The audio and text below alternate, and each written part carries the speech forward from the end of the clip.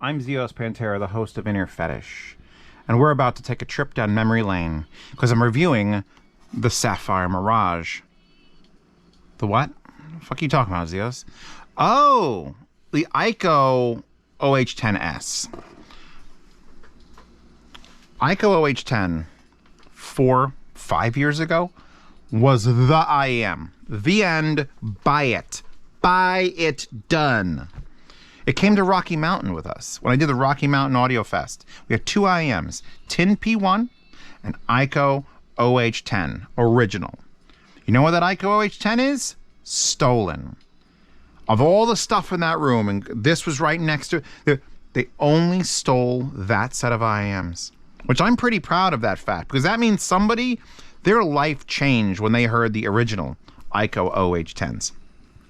So here we are on the raggedy edge. We got 2B wallpaper, which apparently was used in another fucking video. I don't remember which one it is. And we're going to talk about the new ones. Here are the old ones. I obviously rebought a set because they stole it. Not using the original cable. This is not even a Chimera cable. It's a lecture cable, probably for the S12, because it's a not changeable head. We got to talk.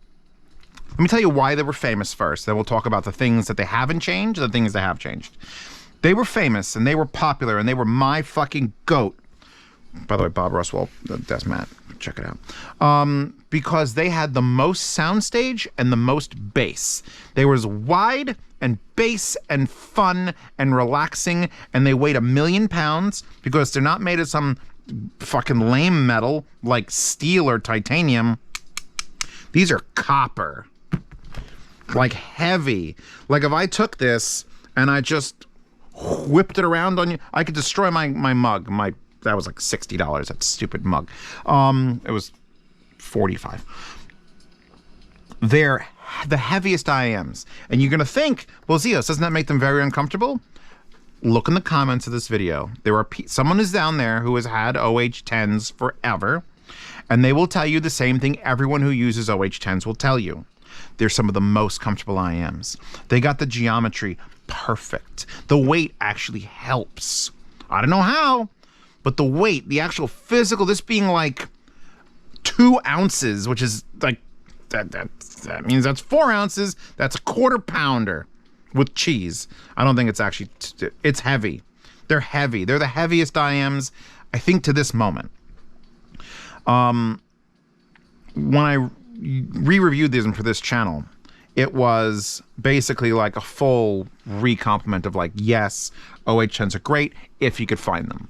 With the outbreak of the OH10s, which is now what I'm calling a release of a thing, I'm imagining you're not going to find the originals anymore. There's still some for sale on Amazon right now, 20% off of $200. You can get those.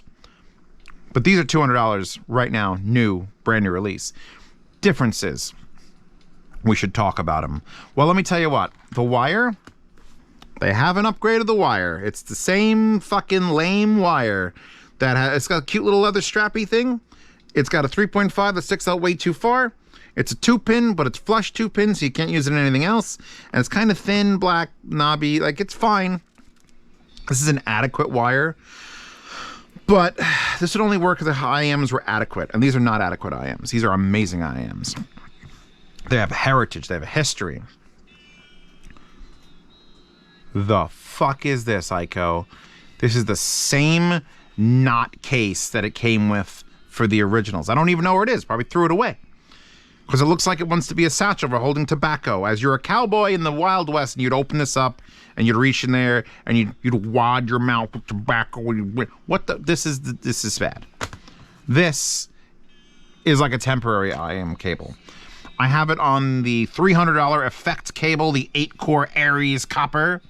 Just because, why the fuck you?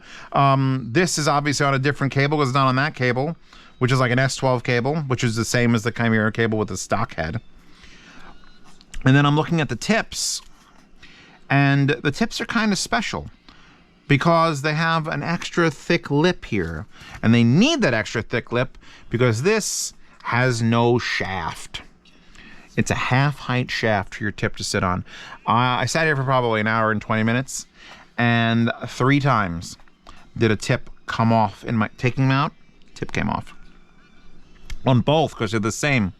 The only physical shape difference is it's a little bit bigger here. This is a slightly larger. If it goes seam to seam, you gain like 10% hump here. You've got bigger hump, but the shape is essentially the same.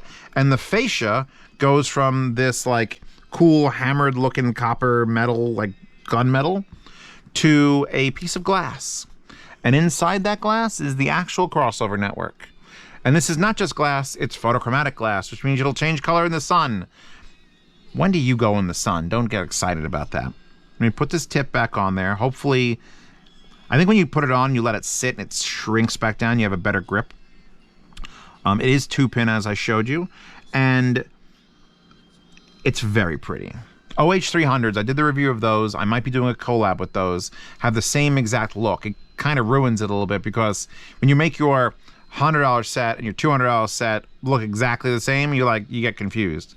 It does say Ikko in here. It does say L because the left one, and you've got 1, 2, 3, 4, 5, like 7 crossover components in here. 3, 4, 5, 6. Put it in your ear. Let's talk about sound changes. First things first, though. I didn't like either one of these on the LA90D, which is usually my reference for like neutral. I didn't like it. Too much treble. So, okay, switch now. I only have the 5 to work with. Love it on all of them. Now we have to look at tips, because the tips, like I said, have that special lip, and none of these do. But I found that if you play around with different tips, you get some different fun things to happen. For example, the render tips, which are the silicone wrapped foam, probably are my favorite on it. You can get clearer if you go with the X-Lastics. All of these linked in the description, by the way. It gets a little clearer, but sometimes the treble gets a little bit up there. And that's the thing. The original ones never had the treble get up there. They fixed that. Not that they made them a treble fucking cannon. God forbid. That would be a sacrilege. I'd burn Tubi at the stake. They just made them more detailed. And with these tips, it takes it back and it just gives you a little more smoothness. A little more, just a touch more, just a baby bit more smoothing out of the thing. I tried the Duconi tips. I had the Duconi tips on the original since 2019. And they're only adequate. I know there are better tips now. Certainly the render tips are better tips than those. But it's like, let me put them in my ear so I can gel about sound. What's currently playing? Actually, I'm gonna pause it. I always find that if I put in IEMs while something's playing, I don't enjoy it as much as putting them in. Giving them 4 or 5 seconds to sort of like re-expand and the cool parts to get warm, and it sort of settles in your head, and you hit next track.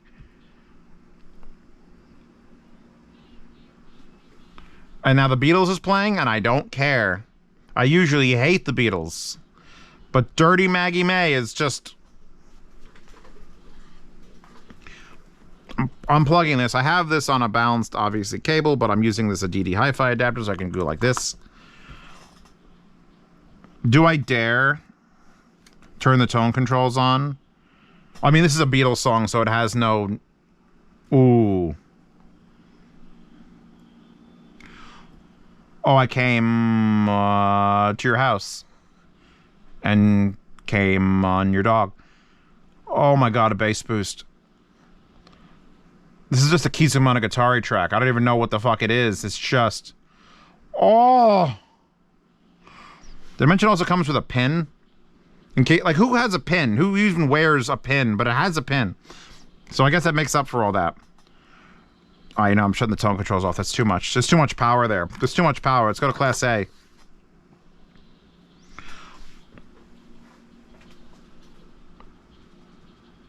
I don't even know how to... It still has soundstage. It still has bass. The only problem the OH10s has is there's so many good $200 IEMs. There's almost infinitely good $200 IEMs. UM 2 FFS is the one that comes to mind the most because it's the most recent one I've added to the pile of IEMs that I'm keeping and never selling. It's just like back 5 years ago, this was king of the shit hill because there was 5 new IEMs every 6 months. Now there's 5 new IEMs every week and I can't keep up. And they're just getting better. So the only thing Ikko could do is try and improve it. They obviously didn't go for the peripherals. The look is, I would say, this is kind of classy though. I like the hammered copper look. The sound, they've brought it up. They've upgraded at least just the most mild thing. Just bring the mid-range, mid-treble up. Let people hear a little more detail. Keep the soundstage, keep the bass. They've done that. If you're a fan of the original OH10s and you still have a pair, you're probably fine. Get the UM2 instead. If you've never heard OH10s, get OH10s. Because they're going to be something... Their weight is heavy and they are heavy. They sound heavy. They lean on you like a 600-pound android sex robot. They just get right up in your ears and go... I'll never do that again on camera. If you want me to do it again on camera, please join my Patreon and subscribe. One more amp. I'm going to go one more amp. One more amp. I'm going one more amp.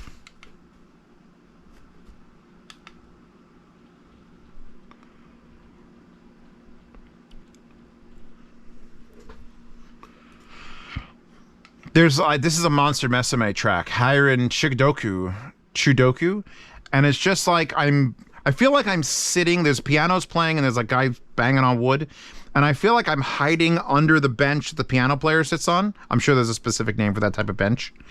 And there's just things happening above me. These are schizophrenic headphones, the IEMs. They're like, why is things happening? Oh. Don't get high as a kite and listen to these. You're going to be like freaked out. The fuck was that? There was like a... In fact, this song, I have a Monster Mesame track already in the sound demo new test. I'm adding another one. Just so you could hear that sound. God, they just... It sounds like I'm in a Klipsch horn. Like a nice, fat Klipsch, just like, with bass. Boyhood took 12 years to make. Let's play that song. It's called Boyhood from Code Geass. They're still soft and lovely, and they could still do orchestral, and they could still do everything smooth. And then they do the width, and then they have something that isn't this. It does the bass line.